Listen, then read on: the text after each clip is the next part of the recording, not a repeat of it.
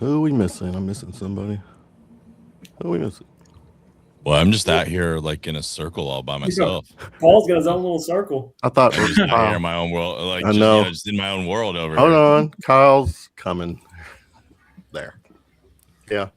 You want to be the circle? I'll be the circle. Yeah, you're the host. Cool. Okay. It's cool. I don't care. Just What are we doing? Okay. Guys, we are live. Round of shots here on this Sunday night, March 8th, 2026. Hope everyone has had a good weekend, considering. But we're here to talk Kentucky sports. We're going to talk the ladies. So they wrapped up their run in the SEC tournament, and we'll be waiting for their NCAA seeding next weekend.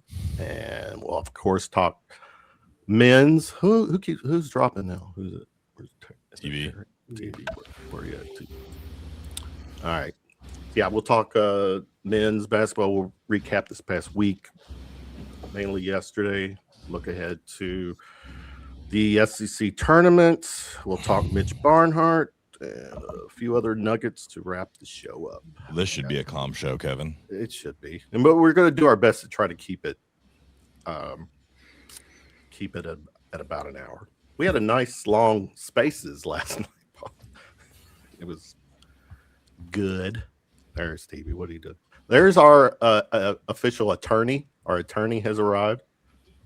Anything that we say, he's going to make sure that anything we do say here can't be used against us. Right, TV? I'm doing what I can to help you guys out. Yeah, absolutely. Your audio is not good. Coming through a potato there. Yeah, I don't. You might Testing. Go Real low. low. Let me see if I can do Yeah. anything. Low and slow. Low and slow. All right, guys.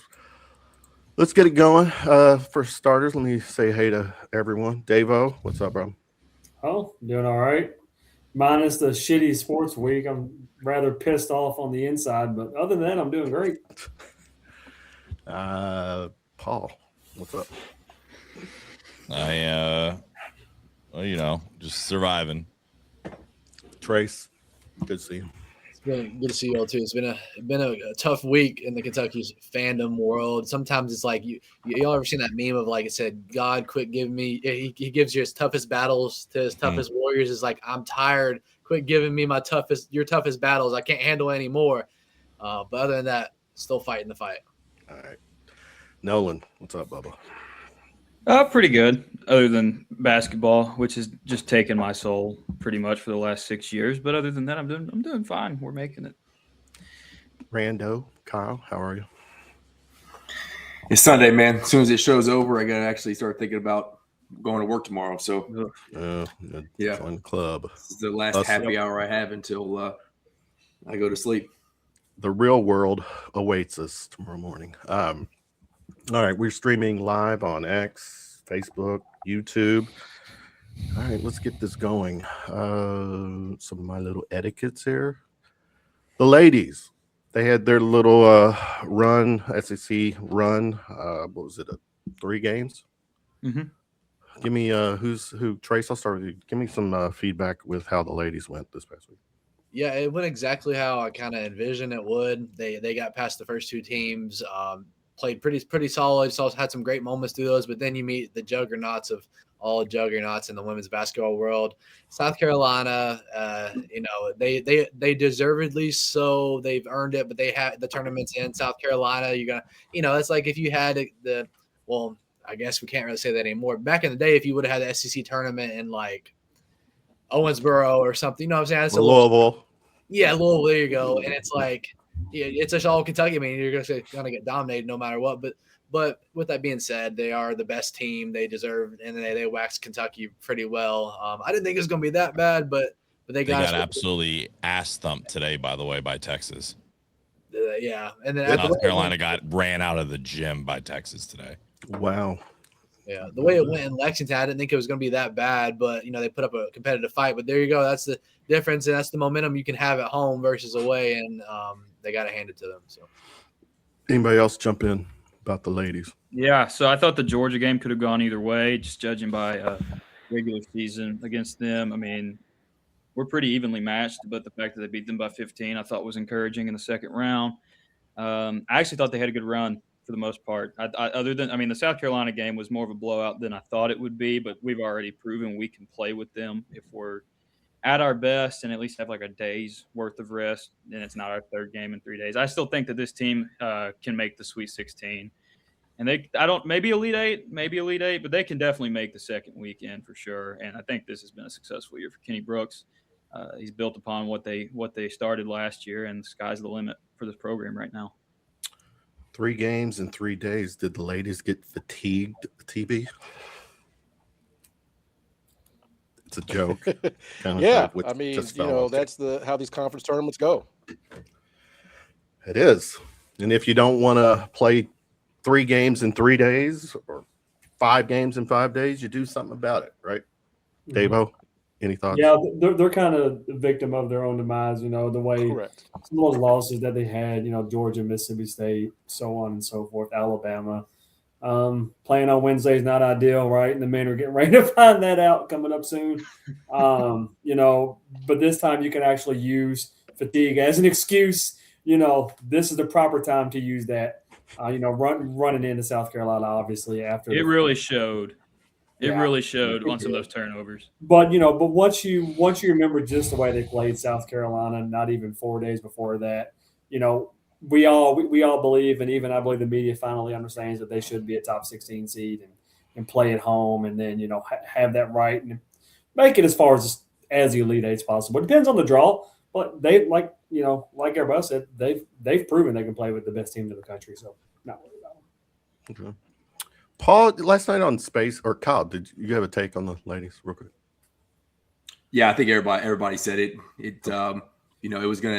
were gonna need another elite performance from Clara, and just the legs were gone for most of the team, and there wasn't really anybody else to pick up the slack. But get some rest, going to the NCAA tournament, see what they can do. Pick up the slack instead of the slack. Yeah, 23-10. Thank you, Nolan. I thought that was funny. 23-10, I think, is their record. Last night, Paul, I'm going to ask you to bring this up, and we don't have to go ad nauseum on this, but you're not exactly dazzled with Coach Brooks, and tell us why.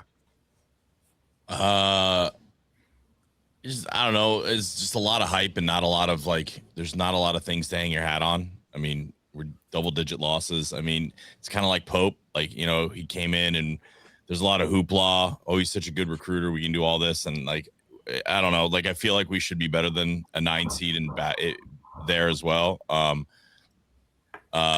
don't like some of the things he's handled with it. It just seems like we don't show up sometimes in every big game. We've gotten some losses that shouldn't happen there. So, look, it's not like he's getting fired either. And the recruiting seems like it's good, but it's not translating into kind of taking that next step. So we'll see what happens. I'm not saying I'm kind of neutral on him. I just don't think he's all that in a bag of chips that maybe we made him out to be. But he's got another year to prove it, because he's got some girls coming in, need a big splash, and they need to take a big step next year. They can't be a 9, 8, 9, 10 seed and hear all the things that we're hearing. You got to see a big step. Same thing with Pope. Anybody want to follow up on that? Yeah, I'll push back on that. Look at the history of Kentucky women's basketball. It's not great. Matthew Mitchell's our best coach probably ever, if that tells you anything. And Matthew Mitchell was great, but Kyra Elzy, that was a horrible hire, and they about ran. Oh yeah, terrible. That was a terrible hire. And look at what Kenny Brooks has had to build off of. I think they had 8 wins the year before he got here, and then immediately last year, 23 wins. And this year, I felt like just kind of with the way that the class turned out, I thought it would be more maybe about be the same as last year, if you know what I mean. Just don't take a step back, and I thought that would be a success. And I do think that was the case for this year's team. Next year, I think I might agree with you a little bit more that they may need to. That's what I'm saying. I'm not some people act. I guess the thing is some people talk about Brooks like he's the greatest thing in sliced bread, and it's been it's been okay, right? Like, and that's what I'm No, saying. I think he's next done a year, really good job. you've got to prove it next year, though, in the aspect you got to start beating some teams and taking a step, right? Like, and that's kind of just my overall point. Maybe, but they with beat basketball, OSU. but in basketball, we're in that realm all the way, right? Like, we have good wins too, and we're a 9 seed. You can I'll have agree with one you good on win, that. right? Like, they need to start showing that they can be a top 4 or 5 team in the SEC, competing for, an Elite 8 to maybe even get to a Final Four, just being on that level, or at least taking like a lot of the teams like that to the mat, not having to go through 5 games in 5 days to win, right? You just got to take a step forward. It's different in men's basketball, right? Like, because we have that, like, there's a lot more pressure on men's basketball than there is women's, but it'd be good to see us take like another little step, right? Like, forward. You go from a 6 to a 5 seed next year, or a 9 to a 5. That's a big jump, right? In my opinion. Like, I'm not saying go win the SEC next year, but if you can go from a 9 seed to a 5 seed in the SEC tournament, and maybe you get to a semifinal, I would consider that a really good show of progress and talent. And that's like that mile marker of like, hey, they're coming, right? Like, that's kind of what I'm looking for there. Yeah, I don't know. I think he's done a really good job for considering the circumstance, but I'm not going to disagree with you on that last part for sure. I think that would be a huge step for the program. Anybody else? Trace, you follow the ladies. Yeah, I think that I think they could have a great run this tournament, and then it'd be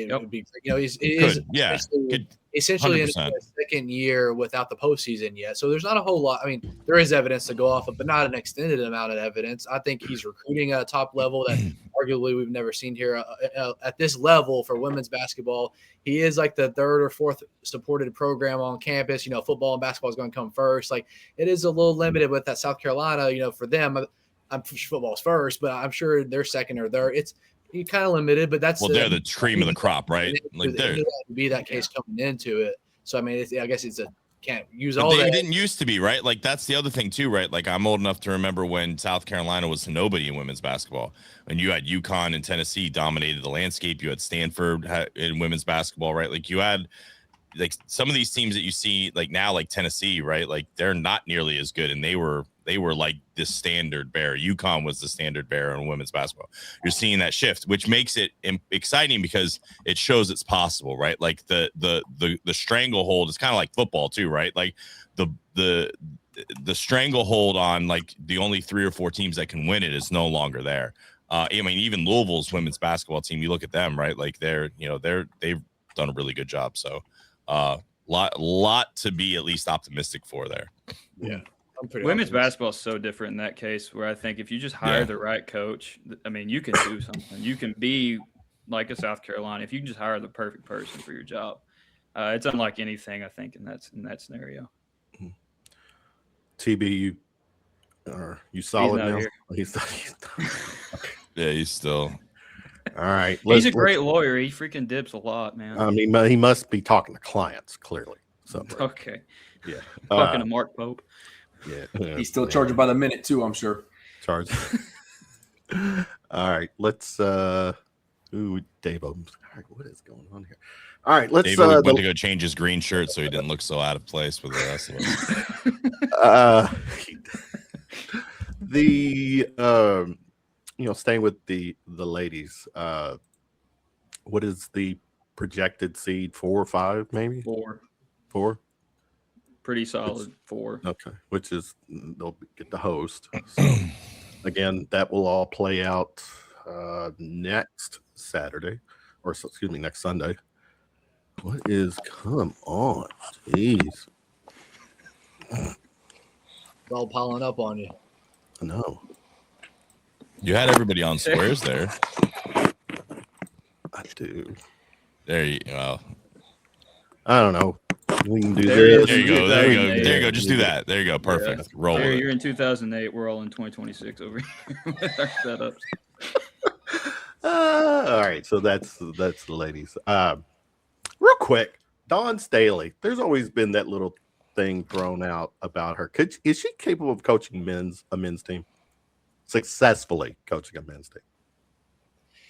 Yeah, I would say yeah, but you're gonna have, it's gonna be under my knowledge the first time ever. So you're gonna have like the kickback you expect. Our guys gonna listen to, if it comes to basketball, yeah, I think she's got a fair shot, X's and O's. But is the other stuff gonna this isn't going to handcuff you. I don't know. I think she would have a chance if at a smaller school and see how it goes. To my knowledge, the first woman to coach men's. I don't know.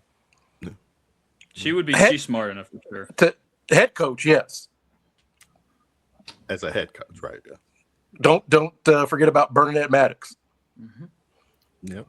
Patina, or yeah. Yep, Yeah, Tina. that was the early 90s. So Kentucky was ahead of the curve there. A little bit. Would she, if you changed your question a little bit to like, would she be great on a staff in a very high role that's not the head coach? I'm down for it.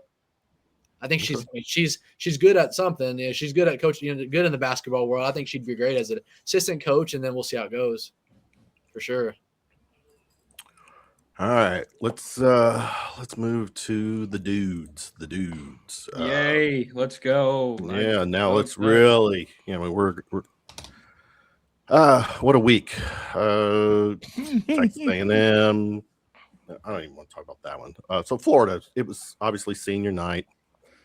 A game, not just an important night for our seniors. Last game of the regular season, but a game that if we had won, we would have locked the 4th seed up. Correct? Double bye. No Wednesday talk, but didn't happen. Florida started off 11-0 run. Kentucky missed. Again, this team was just paralyzed in the opening moments yesterday. I think. But like you said, paralyzed. It was such a weird feeling in that building because you had the excitement of like, Otego senior day. They all got their applause. That place was full. The vibes were great. Everything before the tip-off was like, this is a big Saturday, Florida. And then, bam, 11-0. And it was such a sobering feeling. We paralyzed is right. As good of a pregame environment as I've ever seen at Rupp, by the way. As good, if not better, than any that I've ever seen. Mm-hmm. They at least responded. And then you just had bonehead play, followed by dumbass play, and the game went like by one. And all of a sudden, you went from down by 1 to 14. Yeah, well, it was Garrison started it with an idiotic turnover, and then Jasper goes with an idiotic turnover and an intentional foul, and it goes. I think from that point, it went from because they hit a 3 or something, right? So it goes from 1 to 9 in like 2 possessions, which was just nuts. And then you're down 14, I think, within 90 seconds after you had the ball to take the lead. And that was that just, I mean, you could tell Jasper just didn't belong in that game anyway. And then that was just, what a dumbass play that was. It just changed the whole complexity because Kentucky kind of had the momentum and had Florida on the ropes. Florida, they were on I think they were on a 19-9 run at that point. And then Florida goes on like a 13-0 run, and that was the end of that. End of that. And then, so the Cats go into the locker room, halftime down 49-32, set down 17 on senior night, which, I heard it on the TV. There were some boo birds in Rupp. Oh, and that's, boo birds. How often do you hear the boo birds on a senior ceremony? Constant boo birds too, like up and down the floor boo birds. Yeah. The amount of times I've heard boos at games this year is like I've never noticed it as much as this year. I know it's not been like this, but like even I don't remember the last year of Cal. I don't remember I don't know if there was a boo that I caught, but like I bet you I can think of 7 games this year that I've been at that there were boos. I'm always getting used to it. Like even on just bad plays, it's like we could be down 5 and be within reach, and like a bad play, a player will get booed like 30 people. I'm like.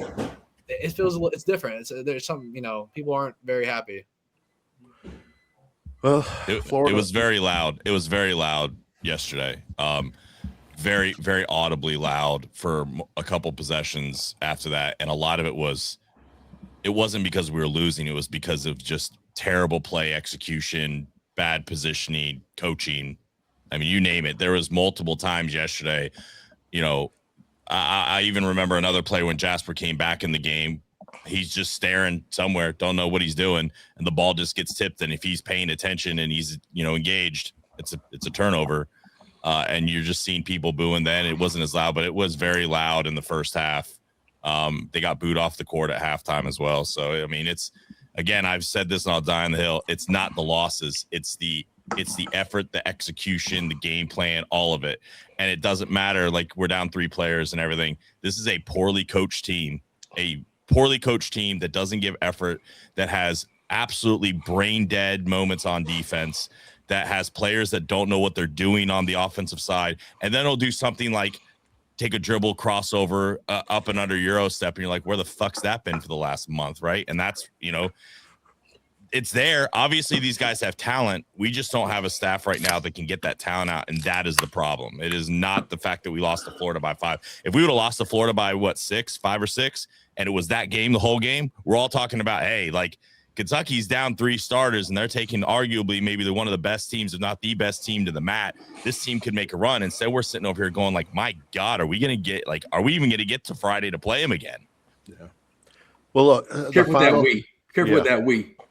Let me. You're homering way too much and not the reality of what's happening. I mean, hold on, Kyle. I'm gonna let you talk. Kyle. So the final count: 84-77, 7-point loss. Owe was the lone bright spot, 28 points in his rough finale. Kentucky did outscore Florida by 10 in the second half. Did get it down to 5 late, but in one glaring stat. 24-4 fast break points. That was fast break points. 24-4. Mm-hmm. Yeah, sounds about right. Yeah. So, Kyle, jump in, and then we'll pivot. Go ahead, talk. Yeah, I mean, so I've been steadfast on. I get the frustrations. Same here with the constant double-digit. Just feel like you're getting smacked in the face, blowout by halftime. Feels like Rupp Arena feels like, why did I even show up 4 minutes in the game as we're going? And this one felt a little bit different because we made the run back. But I think you got to look at the totality of the game. And if you look at the way that game is finished, we put ourselves in a poor position, and we can argue why that was.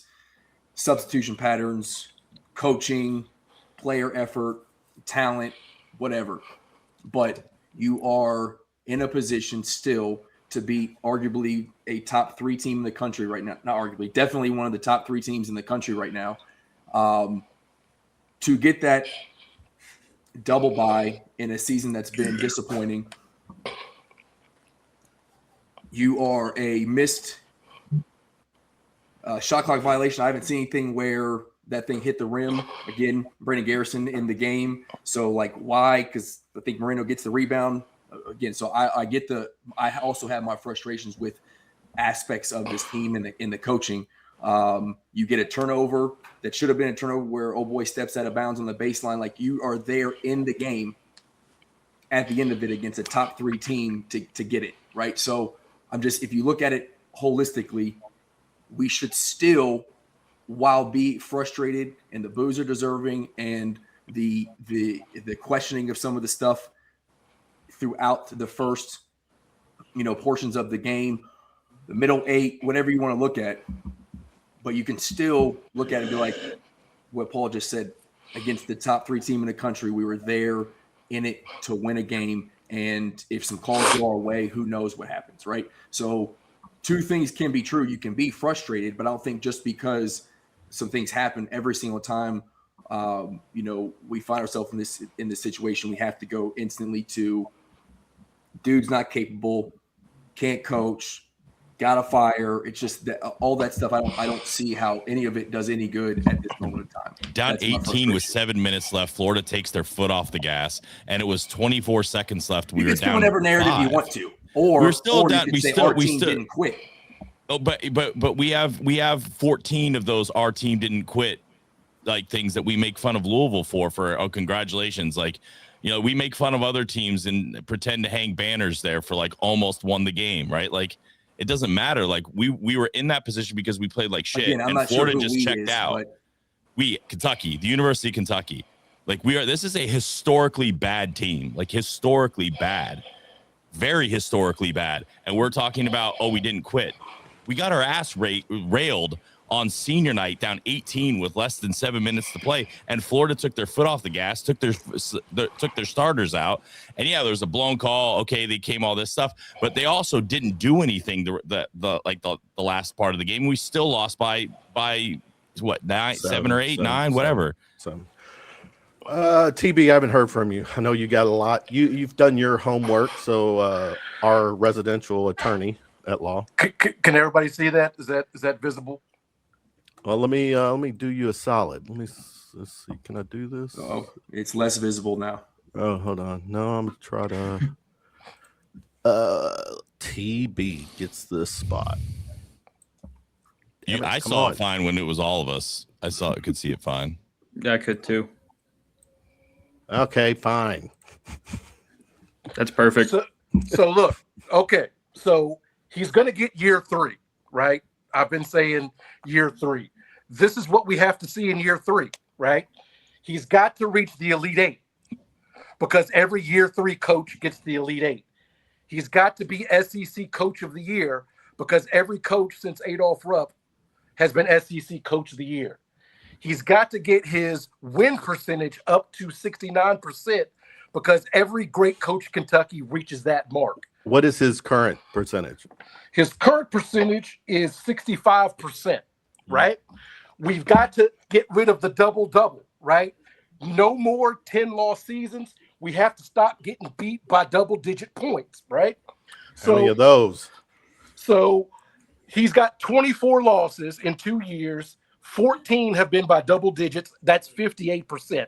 That's a fucking lot. Like, people want to talk about the Boo Birds. Kentucky should not be beat by double digits 60% of the time, right? He's got the wins. The losses are bad. Now, last year, we had 9 losses by double digits. This year, we've got 5 losses by double digits. The average margin of victory or of loss is 12.5 points a game for all 24. That's a fucking lot. We talk about how great Kentucky is. Paul, you talked on this, right? The thing is, if you want to be a great coach of Kentucky, we make a big deal about 5 coaches winning championships. Right, gentlemen? Yes. Right? Yep. 5 coaches have won. Right, right. Yep. Yeah. Adolph Rupp won 82% of his games. Champion.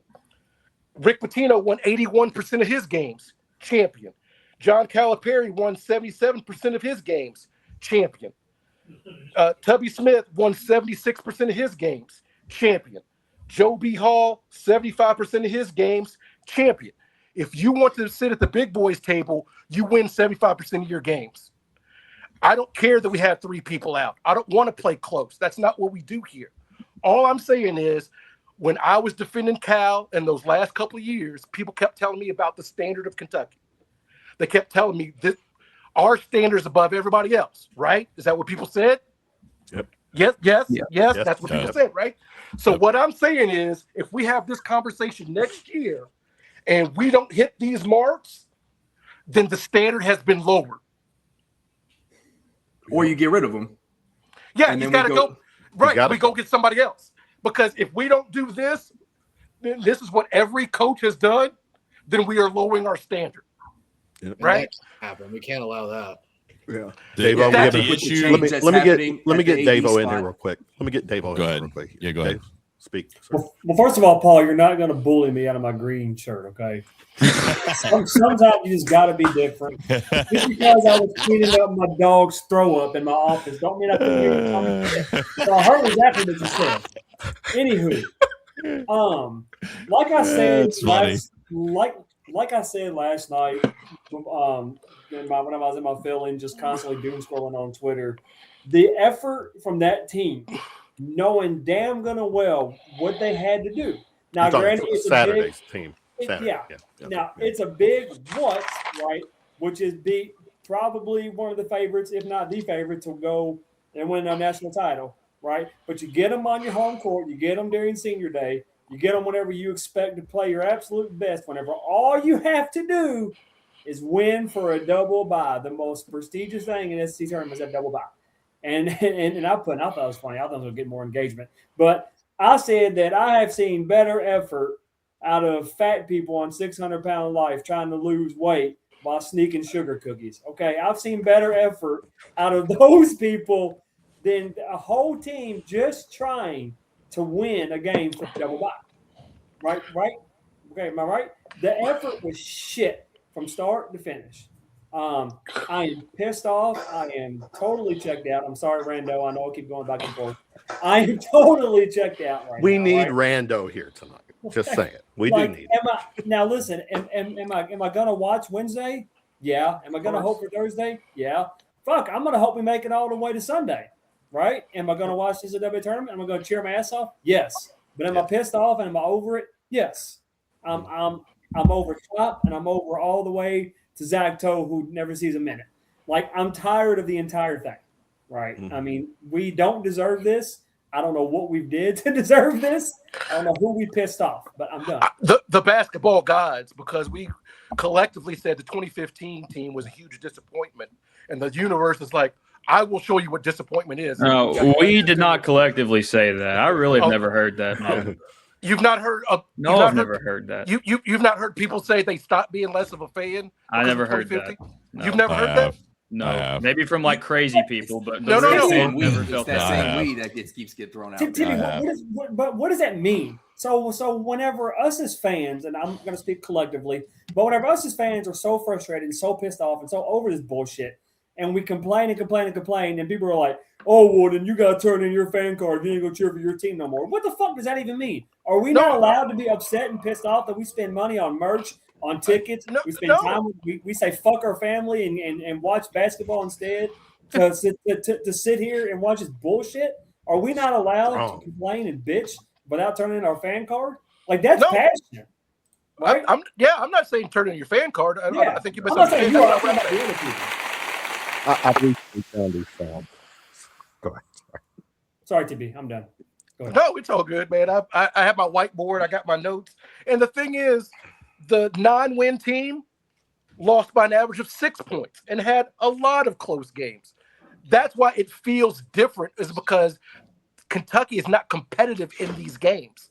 Right. If it stays, like Paul said, if it stays 4, 5, 6 points for most of the game and you lose it, you could say, damn, I wish we were healthy. But when it gets to be 20 points, and what have I said repeatedly on this show? I'm tired of Kyle Ravitch saying, if Kentucky can get it to 10. He said it Saturday night, and my wife looked at me, and I'm like, we get it to single digits by halftime. Yeah, if we get this, if Kentucky's watch out, and I'm like, people are just tired of that. And it's okay to be tired of that. Yeah. I don't disagree. No, it's okay. Go ahead, Trace. No. Oh, sorry. Or Trace, go. Sorry, I just real quick. I think also what makes it hard too is, like, as Kentucky fans, this fan base is different from most. We all care. We all watch every single second. So part of the hard part is when we know early on in the year that the team might be bad. We get these vibes, oh, this is going to be a long year. We marinate in it. Other schools, they just, we're not watch out. Indiana fans, all the other schools, just not watch. This team sucks so well. We watch every second. We watch every press conference. We have podcasts on Sunday night talking about it when we just became a Wednesday on the SEC tournament. Like, we marinate in it. And so that makes it hard. Yeah. It's like the definition of insanity, doing it over and over again. And we do it all year long. So that just, we're baking in the hardness of the year, if that makes sense. Yeah. Trust me, I wouldn't be doing this on a Sunday night if I lived in Montana or something. To put, like, when we take off, like, you got to like really put this into context and perspective of where we're at and the historical aspects of where, like, this is in the entirety of Kentucky playing basketball. Kentucky has lost 14 games, which we haven't lost 14 yet, but we have to literally win the national championship or the SEC championship to not lose 14, right? 4 times in history. We've lost 13 or more 6 times in history. 2 more losses. Billy G was 40-27. Pope right now is 43-24. Now, a little more wins, but you also are going to have a really bad year. And the thing that we have to look at, and we're saying, oh, this dude can't do it. And like, Rando, I get where you're coming from. Like, you want to be positive. But this guy, the coach also, he's been a head coach for 11 years.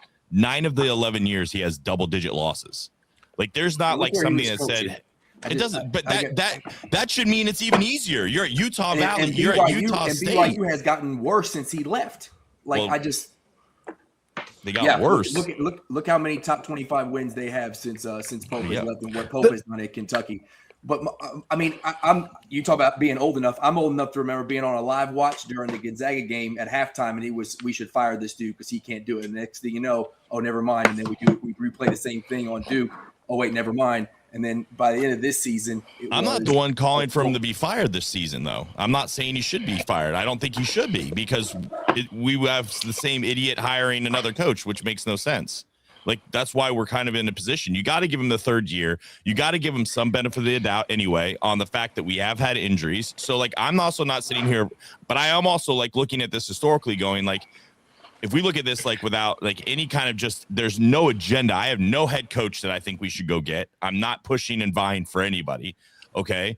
But if you look at the aspect of he has 9 out of 11 years that he has double-digit losses, all right? We've not come out of the gate great. We've had the same issues have kind of plagued us now 2 years in a row. Now injuries have played a factor. Now we have to go out and flip an entire roster because we have no recruits coming in. 0. Maybe we land 1, maybe we land 2, and then we still have to go get 5 or 6 in the portal to have a chance to be good. Everything's stacked against us right now, and that's the aspect of kind of what I'm saying. It's not good, and you couple that with historically bad performances and historically bad losses in the season. It puts Kentucky basketball in a bad situation. I want him to succeed. I would love nothing more, Rando. I promise you. I want nothing more than us to win 5 games in 5 days this week or to go out and make the Elite Eight. I want to beat. I want it. I'm going to cheer like shit. But it doesn't look good. And that's the aspect, I think, where we're coming from. I don't think we're going to go get Todd Golden. I'm not naive enough to think that we're going to go pull, like, the best coach out there, right? I don't think that we should get rid of Pope because I think we have a better chance, arguably, with Pope next year than if we fired him this year and Mitch Barnhart's dumbass tried to go get another guy because I think he's incompetent and capable to go get a coach that's with the times right now. You got to go find that Todd Golden, right? Like, you got to go find that guy because – guys aren't leaving blue blood programs like they used to. They're not leaving in basketball. They're not leaving in football. You got to go find the guy that's maybe somewhere a step down, right? Like people like Jai Lucas. You got to find Todd Golden before he's Todd Golden. Yeah, Jai Lucas isn't leaving Miami. Miami could go throw $11 million at the guy, and their NILs is 100 times better, and you get to live in Miami. And it's easier to win in Miami, right? You have less pressure. So that's what I'm kind of saying there. Like, people should stay off. Like, we're not firing him. It's actually dumb for us to want him fired this year because of the situation we're in at the athletic department level, but at the same time cognizant of the fact that there's a lot of cards stacked against the deck too. Real Yeah, quick, I'm not saying that I'm sold on Pope. I ask folks to just think clear-minded. I think we can at times be rabid as fans, and I get it. I'm the same way. Like I was on the show a couple weeks ago, and I have like dents in my garage floor because there was a dumbbell that got dropped and thrown because I'm so like frustrated.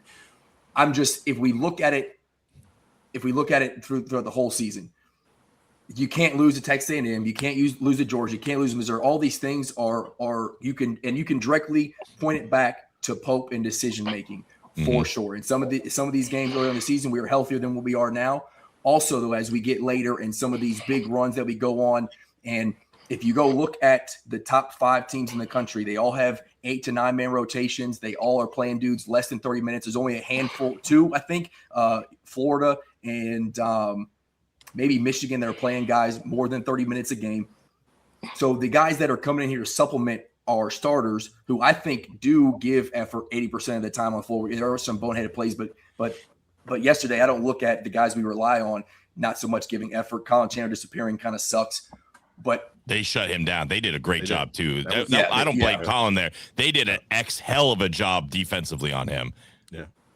But what I'm saying is if you look at the guys that are coming in here to spell them, they would typically be on the end of the bench in their sweatsuits with their laces untied, right? No expectation to get in the game. Jasper's taking a bunch of licks. BG, if we have a healthy 5-man. Does he get playing time? I don't know. Ballard thinks so because there's some kind of weirdness going on in the locker room there if you listen to what he's saying. But ultimately, I'm saying, like, no, some of these guys aren't getting some playing time. So if you look at it and what Pope has to do, you talk about trying to unleash that talent. Some of these dudes are just limited, right? And they're on the roster as back-end pieces anyway. So I agree with everything TB is saying. The year 3 has got it. I know Dave always said the same thing. Year 3's got to be it. If you look at it and you try to find some positives in what's going on, I do believe there is some defined in Pope for a year 3 to be successful, even if it's all about the transfer portal, because that's only year 1. Turn the page. Now, real quick, Mark Pope does have 4 of the largest halftime deficits overcome to win in Kentucky history. He's got 4 of the 10. So, yeah, I'm coming with some positive as well. Well, you know why that's the case. Yeah, because they're down, and we've been down against Power 4 teams about 85% of the time. Exactly, yeah. All I'm saying is I want him to have time, but the people that are on Twitter, whatever, like you're not a good fan or whatever. It's like when Corey Price and other people are putting out this. My friend Blake, I can't remember his Twitter handle, was like, it's Mark, first time since Pope, because after every game, it's the first time Kentucky's lost by 20 points since 1924. It's the biggest It's the biggest margin of victory we've had since probation with Pitino and before Adolph Rupp. And people are tired of that. Like, Billy G lost, but not like this, right? No, Cal lost, but not like this. Like, and then I saw people moving the goalpost, right? Because I've said 3 years. And people brought out Joe B. Hall's second year that was bad. His third year was runner-up, and then he won a 78 championship. And people point out, well, he had some other bad years, and then he had to go, right? Eddie Sutton had to go. When Tubby became 10-loss Tubby, he had to go. When Cal was losing, he had to go. The problem is we got the championship first, and then we got the 10-loss seasons, but now we're mired in a 10-loss season without the championships. And so to Paul's point is what do we have to look forward to next year? Besides hope, what do we have? Like, it what do we feels a have? lot like Did you not get tired of that with Cal in the last 5 years, where it was always by this time in the season we were just like, well, guess what? He's got the best recruiting class in the country. Yeah, who absolutely. cares? Yeah. Who gives a damn? Absolutely. I agree with you. Damn. And I that's agree with why he's you. no longer fucking coaching. Yeah. I said it was time for him to go. I said it was time for him to go because he got to the mountaintop, and at Kentucky, it's can you get back to the mountaintop, right? You get there, can you get back? But now we're like, we don't know if this guy can. We think he can. And expectation and potential will get you fired. Look, and look at this season. We had expectation and potential, and we didn't live up to it. It will get you fired if you can't do it. Yeah, I'll play devil's advocate. I'll play devil's advocate in this too. Like, I think there is something to be said, and we might talk about this, more at length. And I put this post out. I do think there's something to be said about the administration.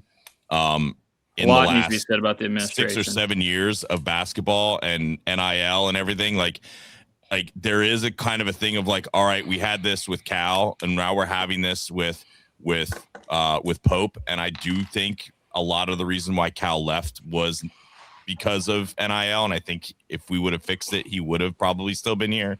I think that Arkansas was a life raft for him to get out of the situation.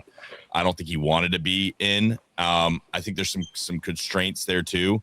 But the reality is Kentucky's not like, we haven't been really worth a shit in basketball since. I mean, we haven't won an SEC tournament since 2018, guys. Right? Like this transcends Mark Pope too, right? This is not just a Mark Pope problem. And there's a lot of double-digit losses, bad losses, double-digit seed losses, right? Like, at some point, always blaming the coach is a problem, because you got to go to the root of the problem, and it's not just the coach. I don't want to hear anymore. Great point. We're 2-0 against the spread against Florida. Yeah. All right. Good teams win. Great teams cover. Don't ever forget it. Yeah, I don't want to hear if I ever hear that excuse, by the way, of Joe B. Hall. Joe B. Hall's second year, they went 13-13. Look at Patino's first 2 years. I think I'm going to take my phone and throw it through my wall because I'm getting pretty tired of that one. Do we understand that happened in the Harry's Richard got Nixon those receipts. administration? That happened in the Richard Nixon administration. Roster construction is so different now than it ever even thought about being 50 years ago. And then the whole idea that it was a bad situation when Pope got here. Pope got here on really what I would call a pretty positive, not a positive, but a pretty okay situation, an opportunistic one, at least, because he could come here, build his own roster from the start, and put his own mark on the team immediately. And he did that last year. Joby Hall had 13 losses, 8 to top 10 teams. Like, it was a brutal schedule that year. Yeah. If we're keeping it buck. Okay. Hold on. Let me hold on, Davo. Let me get this part out, and then I'll let you talk. You know, last night or yesterday's game also just you know, I think it's probably fair to say BBN's frustration, you know, is still there. But then you had the post game quotes. Yelovich didn't hold back after the Florida loss, after yesterday's loss, calling the team's play childish and saying guys were playing losing ball by not sharing and taking bad shots when things got tough. Agree with that. A talking point here. Is there a leadership rift? Who is the, is it always the lead? Do we even have an on-court leader? No. It's a shared. No. There's no one dude on there that's like the dog that's going to walk in that huddle, drop 32 F-bombs, threaten to punch everyone, shoot your mom, and then have you scared to go back on the court that you got to play hard, right? Like Ortega's obviously the leader, and he tries to lead by example. And I mean, there was a time where I thought he was going to lead the team and they were going to win, right? Like that maybe he's going to score 40 and he's going to win it on his own. But this team has no vocal leader, and I think that is an issue. And he's right? Look, when this team shares the ball, they're good. When this team shares the ball and plays team defense, they actually are pretty good. But like yesterday was just they fall into those ruts, and that's the confusing thing. How can we go out and look like we are a Final Four team and can play with anybody in the nation, and then just go out and get skull stomped by Vandy? It's crazy. Davo, we're just not multiple, we score in single ways if Moreno's not making at the rim, and it's really easy to coach against that. Yeah, Davo, I think it's safe to say the fans are a little bit exhausted with the unpredictables. Is that what they're calling this team? Yeah. Falling behind by 20 points in back-to-back games, to me, is a coaching and preparation red flag. But go ahead, speak.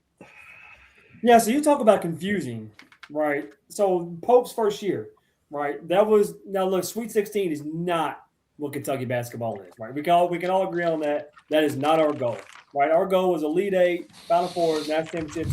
We want to have so many banners in Rupp Arena that we had to build another building just for banners, right? That is our goal at the University of Kentucky. So the most frustrating thing is he did so much last year with so less, right? And I don't want to say less as in the players are bad. I'm saying less is because it was a type of players that you really never really see at the University of Kentucky as a collective, as a whole team, right? You had a bunch of really good players from smaller schools who really came into this program and gave a shit and gave it all. And they all had really good skill sets and they all did their job perfectly, right? And that's the brand, and that was the result of the run you saw. And we all can agree that if healthy, here we go again, fucking talking about if healthy, if butts and whats, whatever, they could have made a run to the Final Four, right? That team. I don't think Tennessee beats us. I don't think there's any way Tennessee beats us healthy. No, that team was collectively together. They loved each other. They loved playing with each other, right? And that's what got us all hyped to coming this year, right? And they were warriors, man. That's the thing. Yeah. Lamont, and Brea were two guys that were vocal, in your face. And like you had, but you also had Amari who would get into it, right? Like you would see Amari get in, like Brandon Garrison's ass, right? Yeah. Like you'd see that happen. Yeah. What's his face? Why did I forget the white kid's name? Carr already. Carr's another one that was a vocal leader, right? Like emotional. You didn't have to worry about the whole game. Yeah. Go. Kirk Kriisa was on the bench talking shit. Like, and when right, like you had that. We don't have that on this team. Even No. if he just stays healthy, I think the team would have had a better shot I agree. at doing Yeah. something because So- they had a ball handler at that point. So that's why I was saying, like, we're all so confused about what happened this year, right? The money was thrown around, yada yada yada. That's not here nor there, right?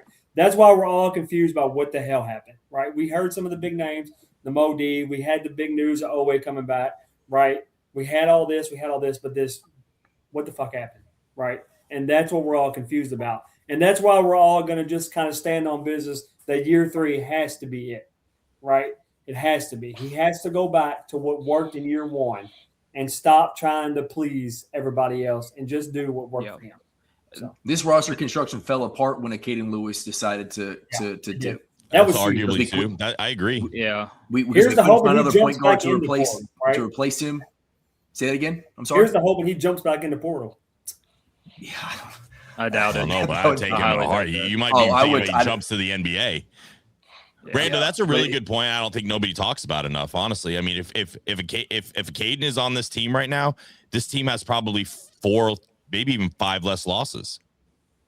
We don't lose to North Carolina. I don't think there's a shot. I don't think we lose to North Carolina. you don't go Missouri, 10 minutes without Georgia. scoring with the Caden Lewis. No, I agree with you. It's a great point. And like people want to say Pope whiffed, but that had nothing. I mean, that had more to do with the fact that we went after Lowe, probably shouldn't have, because it was a 2-year guy and didn't realize the player we had. So I mean, maybe we can blame that on Pope, but I don't know that whole situation. So I think that it was a personal situation even for Lewis. I think that happened. I think if Pops help. decides not to funnel money through his freaking thing, we're probably fine. But yeah, probably.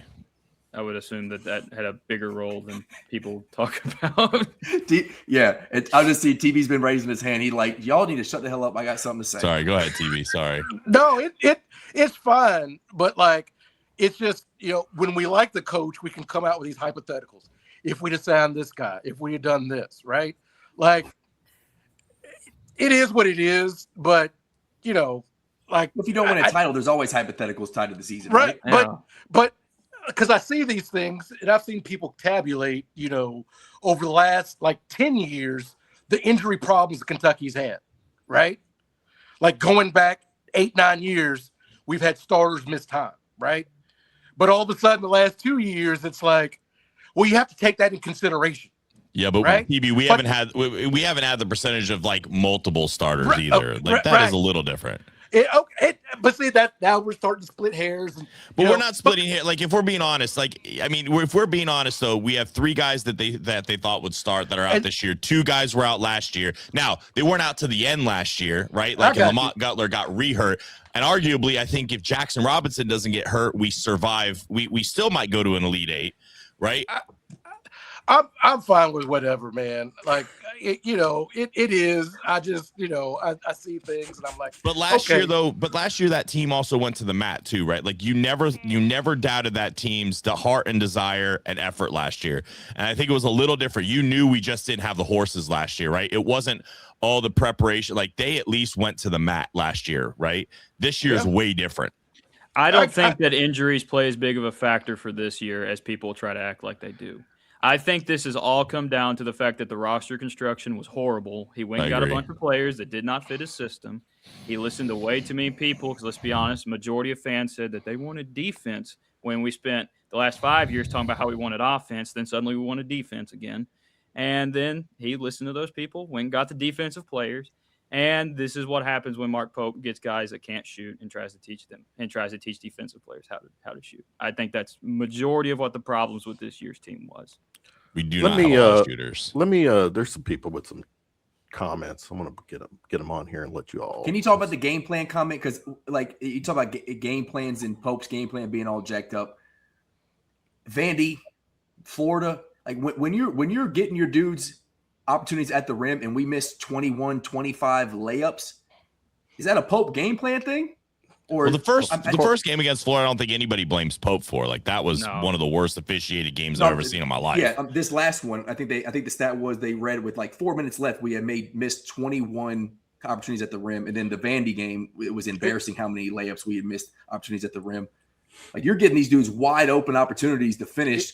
even if it's contested to get to the free throw line and we can't finish, now that's maybe on Pope and the staff talent issue, but game plan, I don't think that's There's a lot of those Pope forced, gets so though. many. There's You a have lot the of A forced and M shots I game, felt but like you have the there. A and M game and the Auburn game, which were just egregious coaching jobs. I think the A and M game on that run with him not calling the timeout, that was one of the most egregious coaching jobs I think I've ever seen from anybody in the sport. Yeah. Honestly, he should have called a timeout. Like when Florida scored the first 3 buckets, he should have called a timeout right there, and he let it get to 11-0 before he called a timeout. Right?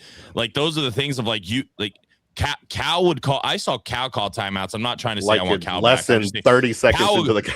4-0 timeout, right? Like, but on the flip side, we don't have 3 or 4 dudes that he can just like rip their ass and sit them on the bench either, right? Like he is limited on that. Like, so that's where I do say there is a give and take a little bit of like, yes, there's these bad things, there is some limitations, but it's like it's always like there's not a consistent thing, right? It's always all over the place. If it was a consistent thing, we wouldn't have this conversation. All right, let me jump in here. I'm gonna give some people in the chat some time. Ryan Adams, you don't realize the fall while you're in it, and now we find ourselves in lost relevance, staring down into a cellar. I've said this numerous times, and I get blasted by people that don't, I'm not a fan for saying, but we haven't been relevant this decade. Period. And to me, relevance, we had a couple of good regular seasons, but to me, it's the postseason. It's the SEC tournament. It's the NCAA tournament. Well, that's not 2020 true. on. It's on 2020 on. This decade, 2020. Okay. Yeah. Like it's part of it is the regular season as well, right? That's part of it. Like everybody says, wait until March, but part of being a Kentucky fan is putting the game on and knowing that you're not going to be down by 20 points. Mm-hmm. Part of being a Kentucky fan is like, we're playing Georgia. I ain't even got to pay attention. I can do everything over here. That's part of the experience as well. It's not just waiting until March. So that's where I would push back a little bit. What's this? Pope is having a Zoom call on Dink Paint. Talk to me about that. Yeah. Who knows? Trace, you know anything? Trace, you got the scoop on that? I just know he went to watch him the other day, right after one of our losses the day after that. That's all I know. All right. He would be Anybody a else? really good addition. He's This about is a like G getting League a guy, top, right? G Yeah, League. he would be like getting, Yeah. according to like some people, it'd be like getting like a top 10, 15 recruit. You get He- him and He's Cole also pretty young Stokes. too, isn't he? He's still Yeah, pretty he's like young. right? 19. He's 19. 19? You get Yes, him he and didn't go to Stokes. college Oof. ball. He signed with Reebok. So if you guys want to know about Dink Pate, go to Netflix. Yep. I think it's Netflix. Watch the Shaq AI documentary when they were the president and VP of Reebok, and they really focused in on Dink Pate and convinced him to go G League route, not college route, because they thought he was going to hit the league real quick. He hasn't exploded as they thought, but he's a Reebok athlete, one of the first guys that Shaq and AI wanted to sign, along with Nate Ament. So you can know a lot about Dink Pate. He's kind of he's flashy. He comes off. I think if you watch him, his personality is kind of loud. But if you actually just go watch the documentary, I don't think that he doesn't seem like a diva, really. You watch him on the court, you see some of his stuff, you're like, I don't know. You watch the documentary, I think you'll want this dude wearing blue and white next year. He's the kind of player that we haven't had in a while that I think Kentucky needs. Like you need a little bit of a flamboyant, maybe a little bit of a showboater a little bit, but that's the kind of thing I think the fans want to get tied to, like, but also a bucket getter, right? Like this dude could go out and average 18, 19 a game here very easily. And he's the type of guy when we're playing a game like yesterday, just goes and gets shots, right? And we need that. Just saying, G League Ignite coach was Jason Hart. Jason Hart is on our staff. And also, will he be on our staff next year? Yeah, probably. Yeah. I would assume he will be. Yeah, I think so. Yeah. Do we know how many games Coach Hall lost at Rupp? TV might have known that. Let's see. It's on the legal pad somewhere. It's on the legal pad. Yeah. Games played. Game plans this year, laughable. He's been awful. TB, how many games did Coach Hall lose at Rupp? Do you know that? Lose at Rupp during that 1 year, or just total? Total. If you had the You got total. I guess what's the most losses he ever had at home in a single year? I don't have that in front of me. I just have just the 1 year. But even then, he wasn't losing at Rupp. So there you go. That's the other thing too, right? Like Rupp's no longer a cathedral and a fortress. I mean, but that goes back to Cal. I mean, and that's a whole nother administrative conversation of just like, we just also have really dog shit game day atmospheres, and that's not just a basketball problem, right? And that's the admin that needs to fix that. That's the result of your president being 850 years old and your athletic director having been in the job for 45 years is what Evan, that is. I got your answer. If you believe in AI, it says total home losses was 14. He was 121 and 14 at home. That's wild. That's really good, actually. Wow. And he got fired. Anyhow, yeah. All right, That's let's. pretty good. 14. Where am I at? 121. Can I pose a question real quick, just to the group? Sure. All right. I'm one of those guys that also says, like, it's not necessarily never say never. We all thought Stoops was coming back.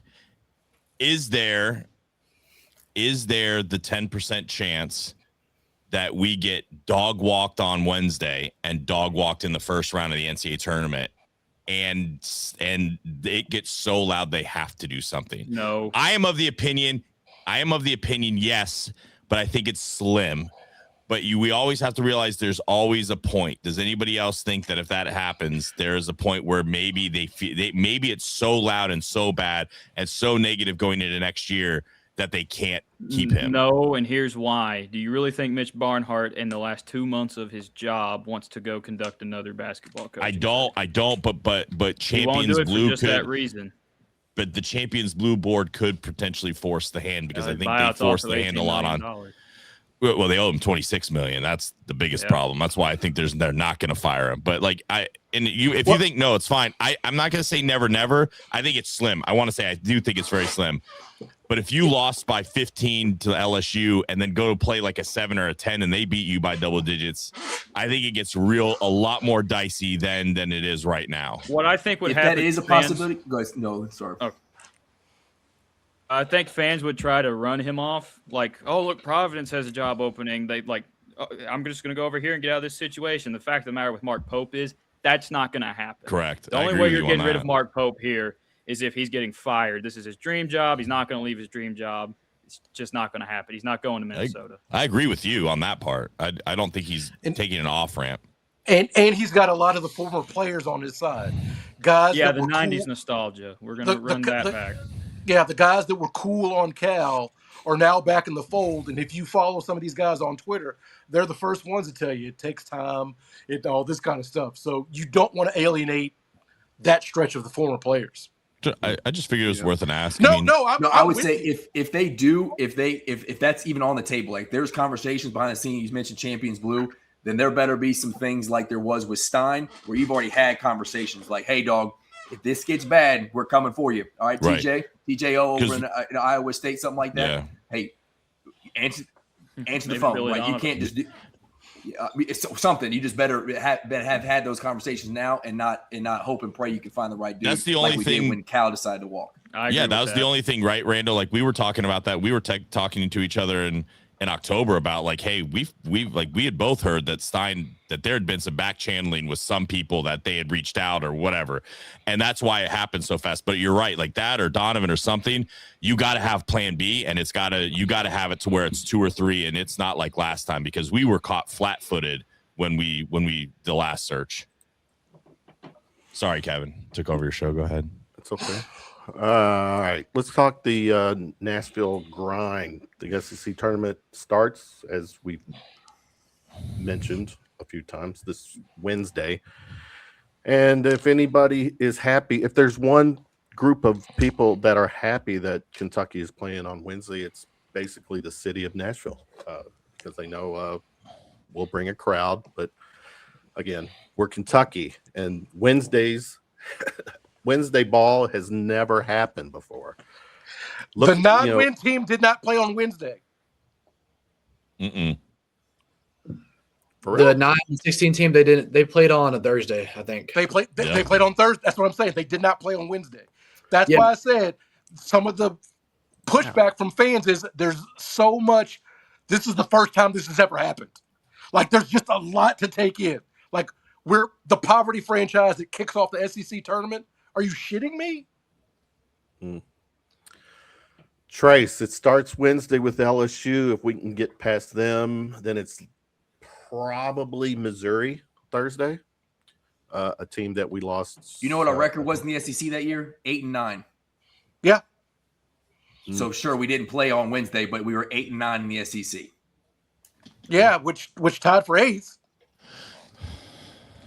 You guys want to hear about the craziest shit in the world about you want to know about the Kentucky effect? Last night, tickets for the game were $9. They're $67 for Upper Deck now.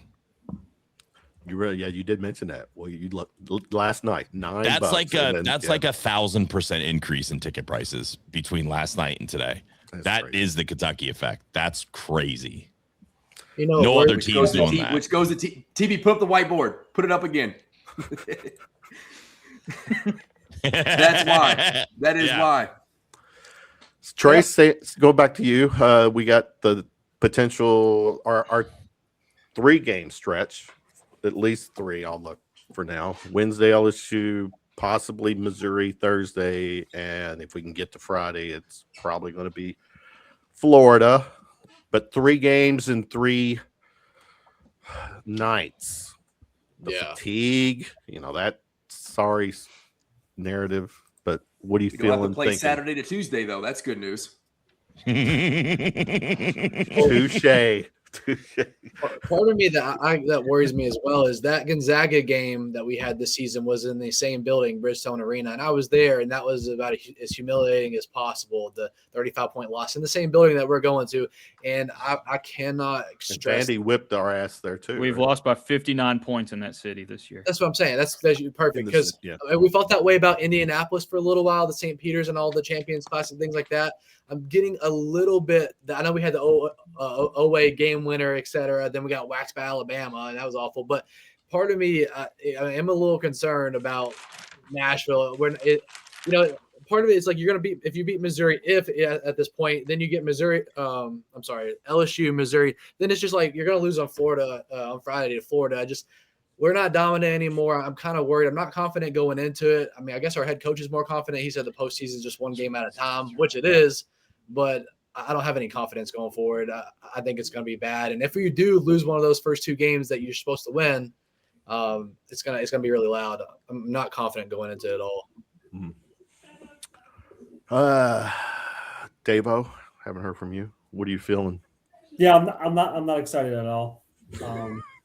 And that sucks because like March is like the time for everybody to be pumped up, right? This is the greatest month of sports to me.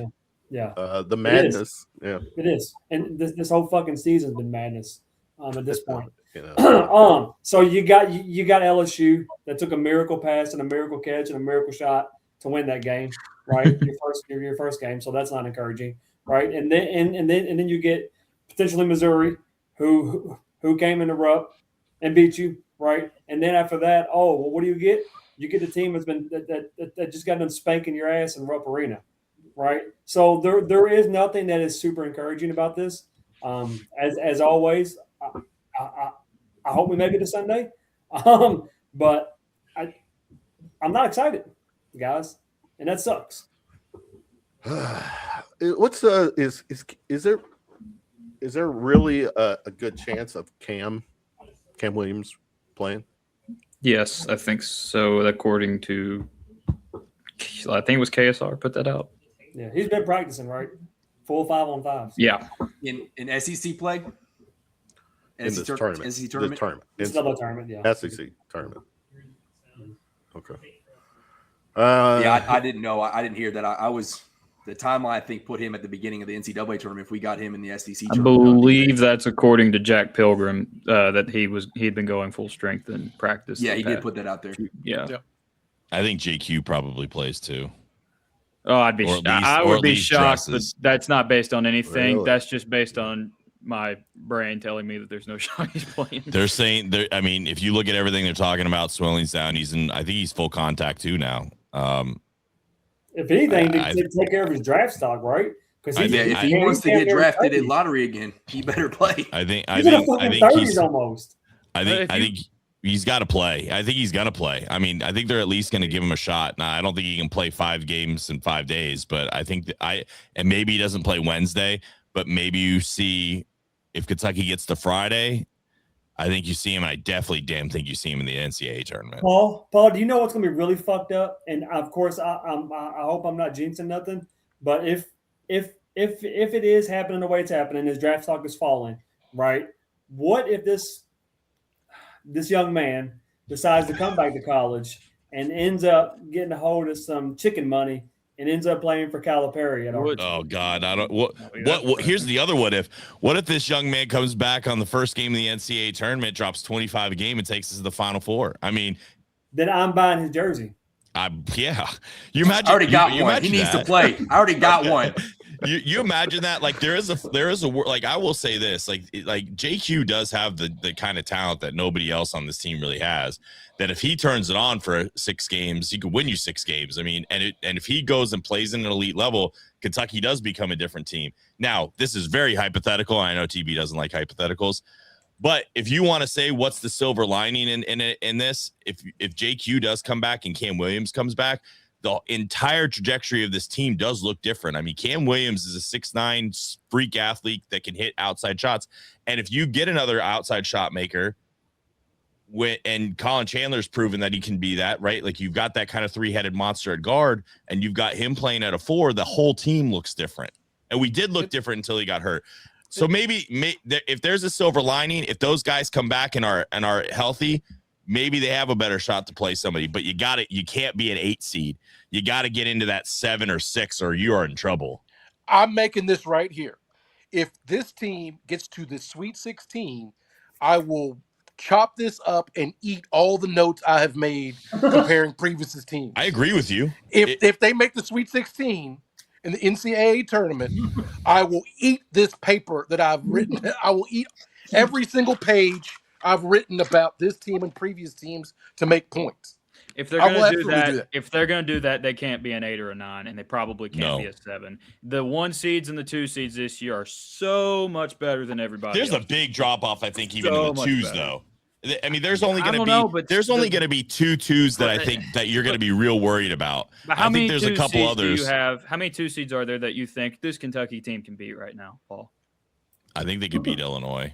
I do not. I think Illinois is too inconsistent. Like I'm not sold on Illinois at all. Florida, if Florida went to a 2 seed, no. I was looking at the lines. I think they're a 1 now. Oh yeah, they're a 1. They're a 1. Florida's a 1. Am I crazy Michigan to think we State, could beat Houston? I think we could beat Houston, and I think we could beat Michigan State. I don't think we could beat Houston. We definitely can't beat Michigan State. On our day, we can beat those teams. I think there's a huge gap between the ones. I think there's 5 real elite teams, and then there's a drop that I think they can lose to a lot of teams. Now, maybe they don't, but they can. And then you go to the 3s, and there's an even bigger drop. So if you get paired to where you could play a 3 seed in the second round, I like our chances a hell of a lot more.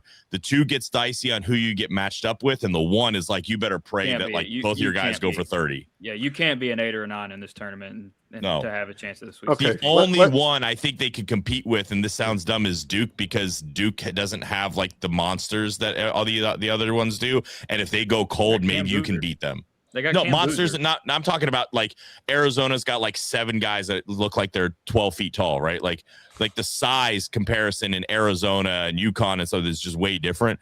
I think all those teams would be Kentucky by 25. I think, and I'm not saying, listen, I'm saying it's a 5% chance, but that would be the only team I'd be like, maybe we could have a shot against them at a 1, but it is also very slim. Like, don't get me wrong. I'm not, I'm taking the spread on any of those games. Let's move past or not worry about the NCAA tournament at this point. Trace, I know you got to bounce. Give us final thoughts and heading into this week, and hope to see you next weekend. Unfortunately, I feel like I'm in the same position I've been for 3 or 4 years now. I used to love the SEC tournament, as we all did. It used to be a blast, and the last I don't want to look at that. Hi. You say hi? Those pretty eyes. Well, She must take after what's the name? She don't look like me. She don't look like me. Rando can vouch for that. Rando can vouch for it. She don't look like me. But just kind of as I got to exit here, but unfortunately, the SEC tournament used to be a blast, and Wednesdays and Thursdays too were fun for a while. The last few years, and I feel like it's just in a cycle now. It's year after year after year. It's very frustrating. I just don't have any confidence. We're going in there. We're playing on Wednesday now. I don't have any confidence, and that sucks. But as always, I'd love to be wrong. I hate that we've got to this point, but it's year after year. I'd love to be wrong. Let's see what they can do. Staying away from it though, in terms of betting on it, I don't think we're going to win. But You and me, bud. All right, Trace. Appreciate you hanging with us. Thank you, sir. I'll be in touch. Hope to see you next weekend. Go Cats. Peace, Trace. let's see. Yep. Everybody. Okay. Let me see. All right. Let's. All right. Where am I? What am I going? Am I a bad fan for thinking we get to Friday? We play Saturday and Sunday. Like, yes, I'll be happy if we actually get a chance. But if I want to see TB eat some yellow paper to get to a Sweet 16, I think we got to have the tournament's right around the corner. You get to Sunday, you're playing again on Wednesday, Thursday, depending on where you go in the Thursday, Friday. It's It'll be Thursday, Friday. on Yeah. the seating line. Like, especially if you're talking about Cam coming back, maybe JQ coming back. Like, get me to Friday. We play Florida close. We get to Saturday, I'll be ecstatic. But like, if the big one matters, and I know this is changing the standard. TB, you come at me later. But if I want to make a NCAA tournament run, get to the Sweet 16, and then who knows once you get to the Elite Eight, I don't think I want this team playing deep into the weekend, just because if you get there, it's going to have to be on the back of Owe. And you saw what happened late in the Florida game. He just didn't have the legs. It's got to be on the back of Zell, and he's got to be more efficient. And you got to be able to ride Moreno and these young guys. If we're having to do this load management thing or playing the minutes game to get to a Sweet 16 and relying on BG or whatever the rotation is, or Trent Noah or Jasper. Oh boy. It just, yeah. You know what I'm saying? Like, UConn did it with a 7-man rotation, and then they won the Natty. So it is possible. we don't got UConn's UConn's dudes though. We don't have They only had 2 dudes. I mean, hey, listen, like, they had one dude that could rebound, but that was like Shabazz and they had 2 bad dudes. Like, I agree with you, but all I'm saying is it has happened before, so it's not like it's impossible. And UConn, I think, was worse than us most of the year that year, so it's possible, right? Like, there's hope. I've seen a national champion play 6 dudes. Because I'm not counting our team. Right, I'm not counting Cal Witcher. So you can do it. Don't tell me what can't be done, because I've seen it done. That's fair. with what we got on this team right now. Would I be a bad fan if I said but I'm that just saying, we talk about things you can't do, and I've absolutely seen it done. Like, I'm not trying to fire Pope, but I see people like, you can't fire a guy after 2 years. We did it. I've seen it done. Yep. Like, Would I be a bad we fan literally if did I it, said, and then went to 9 Elite Eights. Like, you can do these things. No, and the we answer just is choose yes. not to. yes, probably? Yeah. 'Cause I was getting ready to say, like, if we won an SEC title and then lost in the second round, Terry's definitely going to scorch me for that one, because that's lower in the standard, isn't it, Terry? If we won the SEC title and lost in the second round, I think you would still see a lot more hope in next year. I would feel because better. of that. I would. Better. I would. I wouldn't you be like, go- yes, that was awesome, but I would Listen, feel here's better the other than I do here's now. the other flip side to it, right? Like, if you lose on Wednesday or Thursday, you're staring down the barrel of an 8-9. You might even go into the committee, and the committee really want to screw you and put you on an 11-11 play-in. Like, it's not impossible at 19 and 13 if you lose Wednesday that you're in a play-in you got to scenario. get to Friday. You got to get to All Friday. of You this- got to. Because if you all want this any is chance just- at a Yeah. 6 or a 7, you've got to get to Friday. And if you don't, you start putting yourself in a really situation where if you get to a 6 or 7, Kentucky has a shot to get to a Sweet 16 still. Maybe it's still not I would great, agree. but you have a shot. All of this is just to set up us against Miami of Ohio in the first round. All of this is. It's all give big me that. boy. I said that Or yesterday. If Louisville. you give me Miami of Ohio in the first round, I'll cut your hand off for it. I I'll would cut your take hand it off for to play sure. them. I Yeah, would take you. it. I would take us a 10 seed playing them in the first round if they're a 7. Give me Miami of Ohio all day, every day in the first round. They have one top 200 win and have not played one top 100 team. Real ones watched that Ohio game where it took like 3 overtimes to beat a 15-loss Ohio team. Come on, Casey did a thing yesterday that I think he looked at that 82% of their conference games have been by 5 points or less. Yeah, I saw that. Yeah, listen, credit to them. It's hard to go 31-0. It is hard. But they're not like the Wichita State 31-0 team. That team was good. And to any of my friends and all my friends who have sent this to me, stop telling me that Travis Steele needs to be the next head coach at Kentucky. Please God, stop. Put that down. Anyway, sorry, Kevin. Stop. You can have your show back now. Can I? All right, Yeah. I can. I think I got the wheel. We're going to assume it. You've lost a lot tonight. What's that? You have lost the wheel a lot tonight. I have, but I've got some good talkers, and it's 14 okay. of us on the show. That's okay. And all of us like to talk. And I do too. But I'm playing along. Mitch Barnhart, March 2nd, he signed. I'm just gonna mute myself until the end. I'm gonna need, because you got some good takes on Mitch. The narrative here, March 2nd, he is this. What is even this position? It's like a special advisor or whatever. It's made up. It's basically made up. This comes at a time too where UK and other schools are, citing their own financial executive in residence at the Sports and Workforce Initiative. Special assist. Yep. Yeah. Executive in residence. And I've said this too. I said this last night.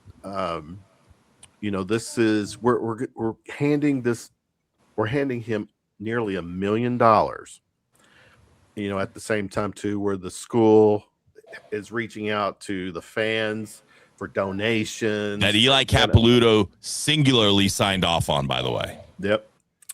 And then he's potentially, obviously Pope's not leaving, but he is going to be. Let's stay with Mitch. There's going to have to be a new AD, and he's going to be part of likely that conversation on who the new AD is. Paul, you've been a straight shooter when it comes to Mitch. Summarize what's going on here. 30-second summary, Paul. Yeah, and then just go to someone else then. This is not a 30-second thing. Look, let me put it this. This is I put this out. Well, you know what? I'll say that for the last shot. Look, this is it's not good, right? This is a hyperinflated athletic director with results that have been mid-tier at best. People want to talk about he's the greatest athletic director in our lifetime. For what? We can talk about the fact that they paraded 6 national titles on the table, 4 of them when we're in rifle. I don't even know if any of us can tell you when rifle season is, when any of those titles were. No disrespect to them. No disrespect to them, but you get judged by and when I even say your top sports, men's, women's and women's basketball, baseball, softball, football, and if you want to count volleyball, it just depends on the school. Those are the 6 sports that you probably will follow in any capacity, right? Some more than others. Now, here basketball matters. The fact that if you look in the last 24 years, teams like Florida and UConn have passed Kentucky standing still, that's got to be a referendum on the leadership you've had. And someone brought this up yesterday. There's been 3 scandals major. There's the cheerleading scandal that nobody even talks about anymore. You have swimming that looks now like, according to Kevin, doesn't go to trial until 2027. Right. And now you have a track and field. And I talked to some reporters 2 days ago who said that the track and field scandal is actually 10 times worse. When people find out about it, it's 10 times worse than what swimming was. Isn't there a Title IX? Yes, Title IX. There's all these problems, and then when you couple that in terms of winning, look at the facilities he did. We were really behind. Like, we're still behind in facilities. We're behind in basketball facilities. Football, we're falling behind again. Like, it needs some facelift. We have the worst game day atmosphere in the SEC. I don't think anybody would argue that. You go to other teams, it's fun. Kentucky fans are really good because, like, the atmosphere that's there is really us. Like, that's what's brought. There is no movement. And when you we went to Vandy, and I keep saying this, it was in your face the whole game. The whole game, it was in your face. It never stopped. You don't get that at Kentucky, right? Like, we run like these things out at the TV timeouts talking about like this dude who grew a crop 3 years ago and he won an award. Like, nobody gives a shit, right? Like, play some Lil Jon and like crank the speakers. By the way, can we get speakers that work at Commonwealth or whatever we want to call that place? Can we, like, in 24 years, you couldn't fix the fucking sound system at all? Like, so that you have 24 years of just mid. Like, we are competitive at everything and great at nothing anymore. And we are not winning SEC titles. We're not winning national titles, and we're giving this guy a send off. But the thing that I think is the most telling thing about Mitch is you have seen this failure over the last 6 years, and specifically the hostility towards the fans has grown significantly. And that's the thing, when the hostility keeps coming and you're told to shut up, don't ask questions, you fucking peasants, which is basically what he does. That should tell you everything you need to know, that the what we think are cracks are probably chasms, and we're really in a lot of trouble. And why I think Kentucky's on a knife's edge is because of the administration. And the ability to these are easy problems in these days, but I don't think we have people in that building that can fix that. And it starts with Mitch and how he's ran this athletic program for the last 24 years. Who is, and this is maybe a hot take, or maybe I'm totally out of bounds with this, but is this Davo, TB, I'll start with you. Is this $950,000 salary a reward for 24 years of service, or is it hush money protection to keep Mitch in the fold, while these lawsuits play out? I'm going to jump in on just that Mitch is the ringleader of all that. It's not hush money. This is just the corrupt aspect of how this administration thinks that he's been a success in their little cabal of stupidity. So, yeah. Go ahead, TB. So I was a Mitch fan, for his first 15 years, because I thought there were some good things that were heading that direction. And then 2014, 2015, things started taking a turn, right? I don't know any Kentucky fan that could listen to the Pablo Torre expose on the swim team, which a direct quote from a former Kentucky swimmer: I don't care about what that Riley Gaines is doing when my head coach raped my teammate. And it's like, what? Like, what are we doing? And basically the game plan is, because a lot of these smaller coaches, they're like year 2 contracts. So they drag out the investigation until the person's no longer employed. And then it's like, well, I guess that's okay, which seems to be the game plan that they're doing with the track and field and cross country coach. That to me is untenable. Like, that to me, whatever you've done, even if we had 15 championships, I don't want my university to be that. Not only is it 100%. Wrong, but I've got daughters myself, and we've got these women student athletes that are like, yeah, I don't feel comfortable on campus. That breaks my damn heart. Like, and it's just, and I'm with you, Paul. What I know about the track and field, it's worse than swimming. And my God, what are we doing? And then to kind of rub our face in it, yeah, I'm not a fan.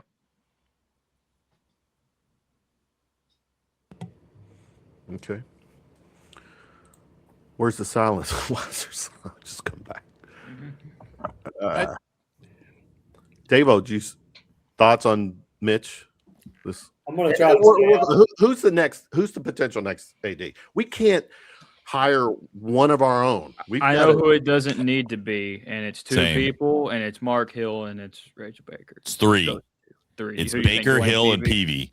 Peavy. And I I have nothing would personally be- against. I have nothing. Hear me out. I have nothing personally against Dwayne Peavy, but DePaul's not been great. Yeah. And they have no football, and they're not a big time NIL school. And you need a guy that's going to come in here and be able to turn the keys on NIL and football and basketball. And I feel like PV is a nostalgia hire when we need an innovative hire. I have nothing against the man personally. I don't disagree with you necessarily. I don't disagree with you really at all. But if it were PV, it's not the end of the world to me. I guess is the main thing I'm saying. But the two people that I really care about, like not getting the job, are Mark Hill and Rachel. I'll die on that hill, and I could get talked into PV. Does that make sense? That's I think exactly PV would what be I'm more saying. appropriate for that GM role because of what he's done. I agree with you on that too. And yes. NIL and the K fund, that would be a perfect job for him. Now, does he look at it as a downgrade potentially? He gets to come back home. Yeah, I don't know. I mean, that'd be a home run hire. Yeah, that's a great shout. Absolutely. I don't know that. Yeah, the AD thing, I don't know, but as a GM, he would crush it. I actually wouldn't mind if he came back as the assistant AD again. I just don't think, and where he was focusing on that, I just don't think that where Kentucky is right now, we can afford that. And I've said this 100 times. I don't know why we're not looking at the assistant AD at Indiana. I mean, you want to talk about a team that pulled themselves out of the fucking ashes? Go get that guy, because they at least know what they're doing. One thing about PV too, similar to Vandy. Go ahead, buddy. Yeah. One thing about PV to me though as well is if he were the athletic director, I do think he could go hire somebody, like hire a deputy AD that knows football or that could really focus on football and kind of help him hone that in a little bit. So you do have that, but the other two, I just don't. That would just be a repeat of Mitch Barnhart. I mean, I don't think PV really would be. Sorry, go ahead, Kyle. No. I think you gotta. It just can't be from within, and it just makes me nervous that with Mitch just still having this oversight on it. My faith and all my confidence goes into Tammy and like, please God, buddy, do what you did with football. Go put your thing out there, lay it on the table, and said, hey, bud, this is what we're doing. But we will see, I guess. But the basketball GM has to happen, and I think you have to have it in tandem, because one thing, if you look at Indiana and Vandy, like the reason why they were able to do such a quick flip, their big three, right, from the president to the AD to the head football coach, were all in line. They all said, I'm going to give you all the money. I'm going to give you everything you need to make football great, because they knew all of athletics would be great after that, right? Because that's where the money comes in. We can do a lot of good things. Everybody, you've seen the chat, you mentioned on here, we don't have a president that has that mindset, right? The president is not about like super, let's go figure out athletics. Does he even have a mind right now? Like, Pawpaw's asleep at the wheel, guys. Yeah. So it's just like as long as that's there, you got to find someone who's strong-willed enough to be able to kind of Heisman that piece away. But the reason why IUs and whatnot have been successful is the top three are in sync, and I don't think we're going to have that while Mitch is still here, while Capilouto is still the president. So I don't know. I think a lot of people about the Baker idea. Really nervous about that. Her name is being thrown around so much to the point where I'm nervous that I've actually heard her name less than Hill. I think if you look at like a lot of the big players, you're seeing Hill more than Baker. I think Baker causes too many problems because of the nepotism thing, right? Like her husband is the VP at JMI. I don't know legally if that would work. I think you could actually have like legal challenges coming from outside sources on that. I think that they would be really exposed there. I think Mark Hill's the same thing though. I mean, it's Mark Hill, Rachel Baker. They're 6'1", half dozen the other. Flip a switch, right? But like there's a real problem too with Eli Capilouto, because our athletic program's gotten to this because you've had a president whose MIA on the athletic team is basically let Mitch Barnhart run this, like, his little mafia that he wants to run. And there's been no checks and balances on the athletic department for a decade. And that has to change. And I think a lot of people had hope in Eric Monday, and I think those hopes have just dashed. Like Eric Monday, it can't be like if he's the president too, like we're still have the same stupidity at the wheel. It's got to be Kentucky's board of trustees has to grow some balls and fix this, or Kentucky's in a big problem for a decade. And the Eric Monday thing is so sleazy because he came out of nowhere. Yes. He pretty much came out of the shadows, and it's almost like he saw an opportunity to get the president's job, to get that job from Capilouto, because he's like, oh, this guy's like I said, he's 10,000 years old, so I could probably get this job in the next 2 years or something. And he just feels like a guy taking an opportunity of out of that. So I'm not a big Eric Monday fan. Me either. All right, guys, let's wrap this up. Final shots time. Nolan, I'll start with you. Oh, okay. So first of all, don't root for a loss. Don't root for a loss. I don't care how bad you want someone fired. I say it all the time. Don't root for a loss. If you're going to do that, just don't even fan. Hope we win the title. We won't, but I hope we do. But at the end of the day, renovate Rupp Arena, put dividers in the urinals, in the men's bathroom. Please change the sinks. And outside of that, do whatever the hell you want to that building. The amount of people I had tell me, new coach, I was talking about the building, not the program. So, let's do that. That's on my bucket list too. Yep. Rando, what you got? There is nothing more I want right now out of this season than TB dipping some yellow paper in some water or whatever, hot sauce, whatever he's got to do to choke that stuff down. So give me a Sweet 16, and I'll say I'm lowering the standard. I'll say it out loud, but I'll say it with pride and happiness, because I don't know what it's going to do to them guts, but it can't be good, and I'm going to enjoy every minute of it. We'll all throw on some Pepto-Bismol, though, but it'll be it'll be must-see TV, because I promise you, me and Rando will plug this show for a fucking week to show it. You're going to be watching that. Like, this show will have 1 million people on because we will plug it so hard that you're eating paper. Thinking about plugging it. Can I get my account back, Elon? Please, man. I've got hacked. Give me my stuff back, dude. You still haven't got it back yet? Tuesday. My 7 days ends on Tuesday. Please let me get it back. I don't know. I'm doing everything Gronk and ChatGPT told me to do to prove I got ownership, but I don't know. Their support won't email me back, so I don't know. There might be all UK ball 2 coming at you at the beginning of the football season. Who knows? Do what you got to do. Paul, final shot, sir. So I'm just gonna read. I'm just gonna read a post that I did earlier because I think it's important, and it's kind of just my final thought on everything. In the NIL era, the administration has become far more crucial to success on the field and the court. For years under Mitch Barnhart, Kentucky has operated like a closed-door operation that many donors and businesses have found difficult to work with. Those complaints start way before the NIL era. They've been around a long time. What's changed is the landscape. You can't lean on history and brand alone anymore. Success now depends on organization, adaptability, creativity, and the ability to identify the right talent when elite coaches no longer take discounts just to be part of blue blood programs or just to make a leap.